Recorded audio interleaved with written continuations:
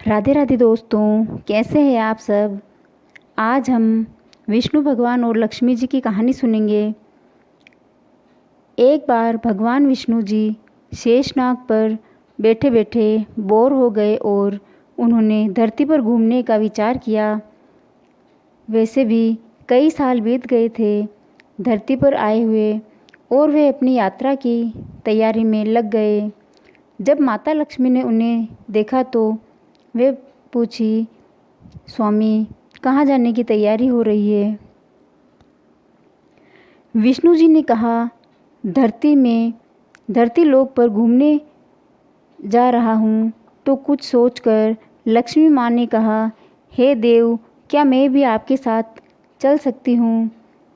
भगवान विष्णु ने 2 पल सोचा और फिर कहा, एक शर्त पर तुम मेरे साथ चल सकती हो।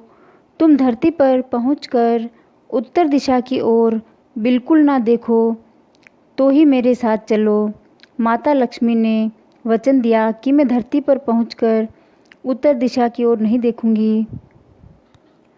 और सुबह सुबह माता लक्ष्मी और भगवान विष्णु धरती पर पहुंच गए। अभी अभी सूर्य देवता निकल ही रहे थे। रात बरसात होकर हटी ही थी। चारों ओर हरियाली ही हरियाली थी। उस समय चारों ओर बहुत ही शांति और धरती बहुत ही सुंदर दिख रही थी। माँ लक्ष्मी मंत्रमुग्ध होकर धरती को देख रही थी और वे भूल ही गई कि पति को उन्होंने वचन दिया कि उन्हें उत्तर दिशा की ओर नहीं देखना है।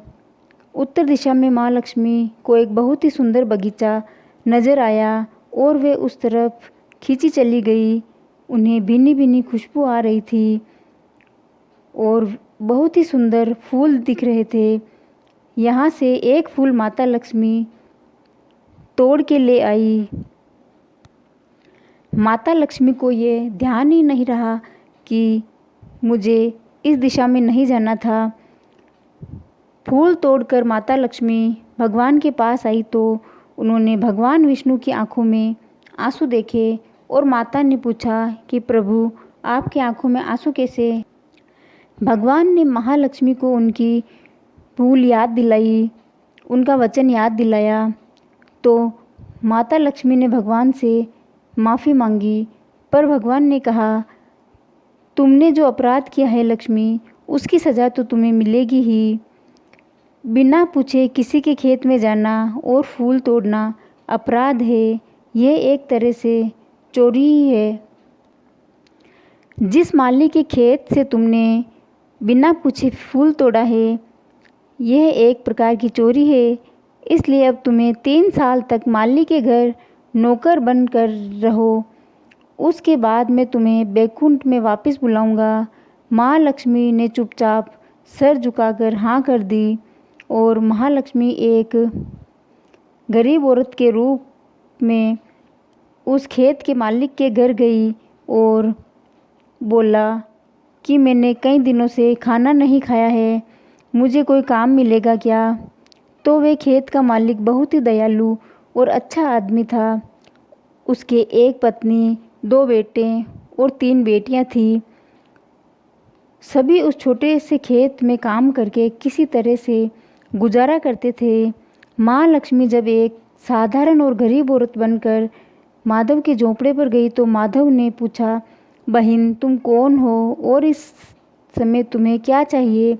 तब माँ लक्ष्मी ने कहा, मैं एक गरीब औरत हूँ, मेरी देखभाल करने वाला कोई नहीं, मैंने कई दिनों से खाना भी नहीं खाया, मुझे कोई भी काम दे दो, साथ में मैं तुम्हारे घर का काम भी कर दिया करूँगी। बस मुझे अपने घर में एक कोने में आसरा दे दो। माधव बहुत ही अच्छे दिल का मालिक था। उससे दया आ गई, लेकिन उसने कहा, बहन मैं तो बहुत ही गरीब हूँ, मेरी कमाई से मेरे घर का खर्च मुश्किल से चलता है। लेकिन अगर मेरी 3 की जगह 4 बेटियाँ होती तो भी मैं उनका गुजारा करता ही ना। अगर तुम मेरी बेटी बनकर जैसा रूखा सूखा हम खाते हैं उसमें खुश रह सकती हो तो बेटी अंदर आ जाओ। माधव ने माँ लक्ष्मी को अपने झोंपड़े में शरण दे दी और महालक्ष्मी 3 साल उस माधव के घर पर नौकरानी बनकर रही।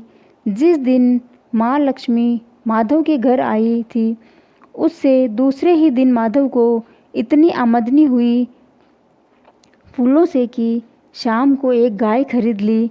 फिर धीरे धीरे माधव ने काफ़ी ज़मीन खरीद ली और सब ने अच्छे अच्छे कपड़े भी बनवा लिए और फिर एक बड़ा पक्का घर भी बनवा लिया। बेटियों और पत्नी ने गहने भी बनवा लिए और अब मकान भी बहुत बड़ा बना लिया। माधव हमेशा सोचता था कि मुझे ये सब इस महिला के आने के बाद मिला है। इस बेटी के रूप में मेरी किस्मत आई है। काम करते करते लक्ष्मी जी को 2-3 साल बीत गए, लेकिन माँ लक्ष्मी अब भी घर में और खेत में काम करती थी।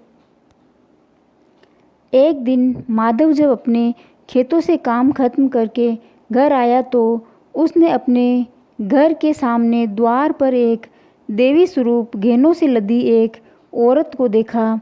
ध्यान से देखकर पहचान गया, अरे ये तो मेरी मुँह बोली चौथी बेटी यानी वही औरत है, और पहचान गया कि ये तो माँ लक्ष्मी है। अब तक माधव का पूरा परिवार बाहर आ गया था और सब हैरान होकर माँ लक्ष्मी को देख रहे थे। माधव बोला, माँ हमें माफ़ कर दो, हमने अनजाने में आपसे घर और खेत में काम करवाया। माँ ये कैसा अपराध हो गया हमसे। माँ लक्ष्मी मुस्कुराई और बोली, हे माधव, तुम बहुत ही अच्छे और दयालु व्यक्ति हो।